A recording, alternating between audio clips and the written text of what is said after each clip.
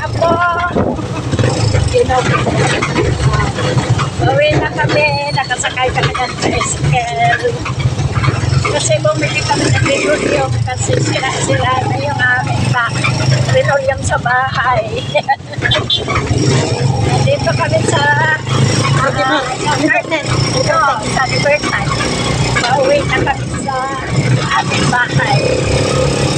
Mga anak ko, salamat sa inyo na lagi kayo na araw sa amin at biyayaan kayo ng Panginoon na siya mismo ang ating natanggap sa araw-araw na biyaya, ang ating Panginoong Jesucristo.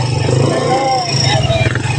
Lord, ingatan mo bawat sa amin, lalo na sa mga followers ko, videos ko, sa subscriber, pagpalain mo sila mga anak ako.